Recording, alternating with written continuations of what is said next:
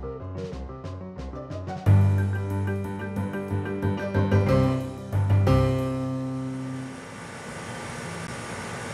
welcome to the shop. I'm Captain Eddie. Somebody had this great idea of color coding the back of sandpaper pads so it's easily identifiable. Well, I get my paper from Vince Welsh, and he doesn't do this color coding thing.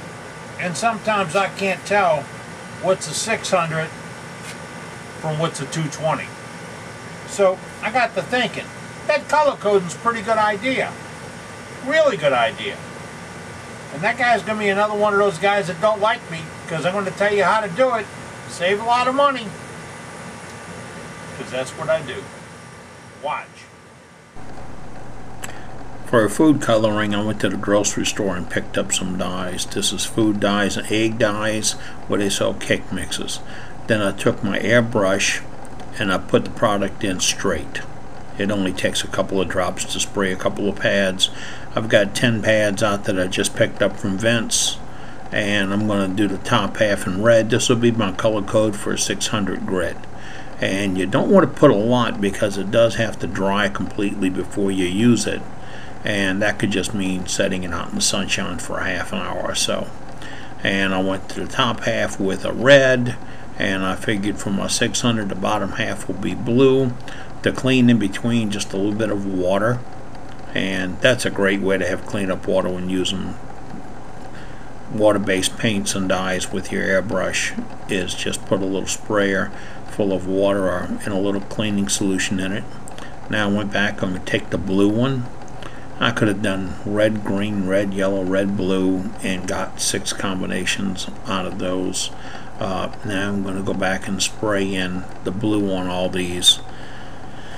Now I could give up this half and half with a color code, and I could have just written 600 or a 0 or a plus or whatever on the back of the sheets, and just some kind of code. But you want to make this quick, otherwise you could spend all day trying to read mark slots on them. So whatever you come up with will work. Now I've got to remember what all these sheets are. Well, there you go. Colored sandpaper.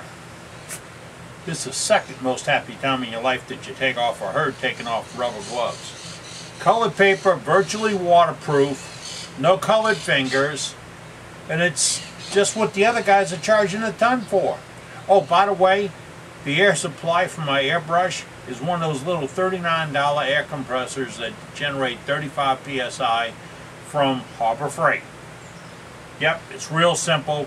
And those guns can be had on eBay for $79, $80, or the little $10 cheapie from Harbor Freight will do the same thing.